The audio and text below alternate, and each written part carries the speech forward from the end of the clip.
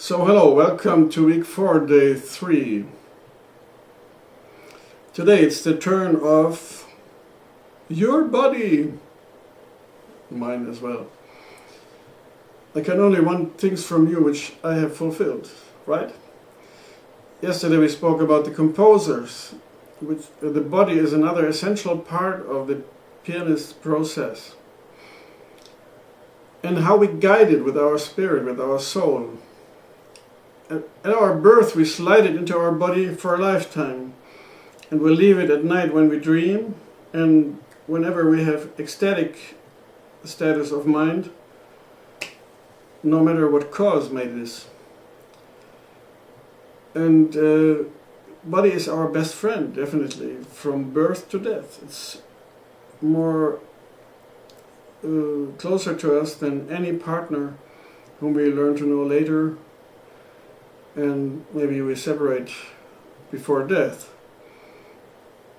And the body serves us. The body follows the natural law, and if we respect it, it will serve us. If we disrespect the natural law, the body will suffer and will not be able to give us full power anymore. So it's up to ourselves to get the body in a fantastic shape, and this is essentially a good precondition for piano playing, because when I have a functional body, I can be inspired, I can do the work, everything is okay. How was your body at your birth? Were you healthy, or did you have any handicap which you have to overcome in this incarnation? If so, I wish you all the best, and I encourage you to go for it very hard, and we can solve problems. Yeah. So the body is like a piece of paper, and our soul writes on it. So what we do with our body, it will express.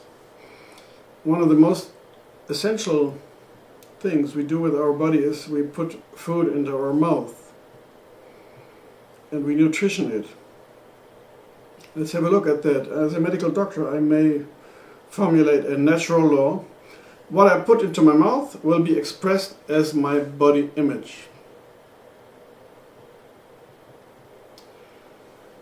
I as well have some kilograms too much. I want to get rid of that. I'm working on that. It's not too much, but I don't like it. And never ever understand my saying as a critic of your person or valuing or judging anybody, not at all. Never ever. It is a reflection which we're doing, and we might learn from it and see what the next step is on our path of evolution. So what do you eat? What do people eat? Are you eating human flesh? Oh, you're shocked. Well, it happens. I have included 4 links of 2017 where people have eaten human flesh. If it's freshly produced by killing a person, of course it's criminal. And it also happens because of perversion or because of extreme situations. If there is an airplane crash in the ice desert and somebody of them dies, maybe the other ones want to eat the corpse because they have nothing to eat otherwise. And so let's not judge these people, but reflect about it. Why it happens, and understand. Also, we must understand why eating animals is such a strong ritual on earth. If you're a vegetarian like I am, you are often mobbed by meat eaters because you're not fulfilling their image of a person. They make bad comments on you. That shows that they're not very balanced in a way. And some great personalities request mankind to stop eating meat because, for example, the ozone hole is caused by the CO2 exhaust from the thousands of cattle which is breeded in South America, and much more things. And to produce 1 kilo meat you have to use many kilo of plants, and if you eat the plants you can feed more people. So we have seen all this. The next step is warm plants. That's vegetarian eating, also cooked, then with or without animal products. That's vegetarian or vegan. The next step is not cooking it anymore, but having raw food. And I've begun diving into this, and I see the more you come into it, it's like a fractal. It opens up more and more aspects of this. It's unlimited. It's not at all limited. You get more and more impressions, and it's wonderful to discover new areas of life. Well, after raw food, there is light nutrition. Have you ever heard of that? It's better and better known. The most prominent representative is Yasmuhain, a lady from Australia. I included some film about her in English, and she's written books, 42 books, which are translated in 22 languages. She has made a great job as a messenger of these higher levels. There's also a funny film of a Swiss TV journalist. You might see it even if it's German, reflecting about this theme. So we're all between eating human flesh and light nutrition. Everybody for himself has to look where he wants to make the next step, in this direction or in this direction. And what's the next step for me? Try out eating no meat. Just try it out. This is how I began. I said, why do Muslims not eat pork? Well, I just tried out. Later I tried again because I had no religion that it forbid it to me. And I thought, yeah, well, this has a lower vibration than other meat. So later I stopped all meat, and I felt well. So everybody has its individual way of proceeding. Find your way, do it, go for it. Yeah, so how much do we eat? The primitive instinct of man is to eat as much as you can. And that's obesity, one of the fatal sins. And the opposite is the art of restriction. We always want to have more and higher, bigger, taller, and more, but it's so hard to have less. The art of restriction, and if you even have a small hunger feeling all the time and eat less, the kilograms go down easily. It's just eating half of the quantity of before, or less. And how fast do we eat? Have you heard of slow food movement? You got some link about it, you can inform yourself. It's it's the setting where how I eat and where I eat is like meditation. If I can make a harmonic room and eat slowly, have good food, enjoy the food, but eat consciously and be conscious that I'm feeding the body which is carrying me through life.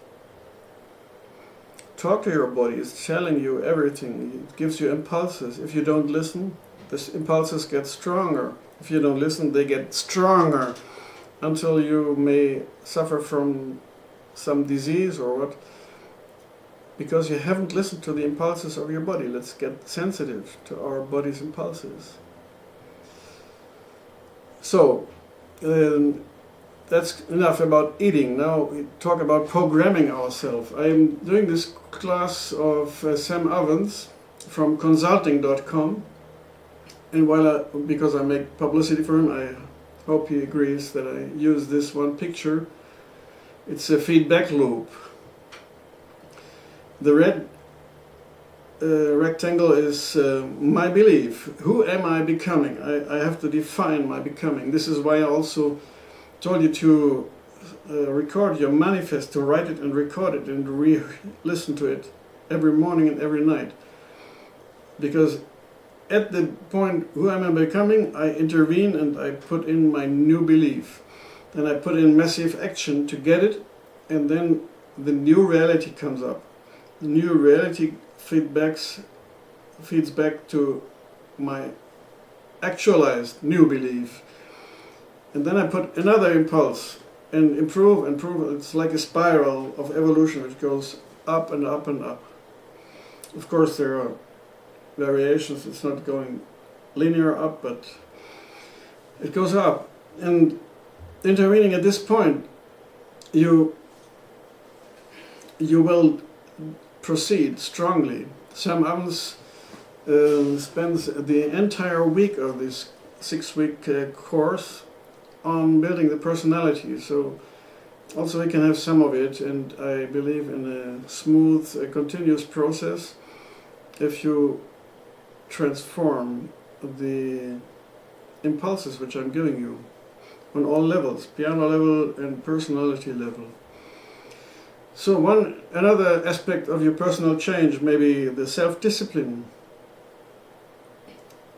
Wake up early. Since I do this course, I wake up at 6 o'clock and do my exercises. I've got a treadmill, it costs only $200, and make my 2 kilometers each day, maybe at the weekend not. And a doctor's colleague, he stood up early and practiced every day from 5 to 7. And then he went into his doctor's office. That was a good deal. He was very brilliant playing the piano. Isn't that an idea for you? If you have a fitness studio nearby, then take an abonnement and a subscription and go there every morning. Make it a ritual. So your body will notice, I have to be fit. You must tell him by doing it. If you're not active, the muscles degenerate. If you're active, the muscles build up. That was about the body, a short excursion. There's lots more to say, and you can go on exploring yourself and your body. Read psychosomatic books and whatever. And now we repeat the 2 pieces of Notenbüchlein Anna Magdalena by Bach. And I demonstrate you again the wandering positions and the practicing brackets. Thank you so far.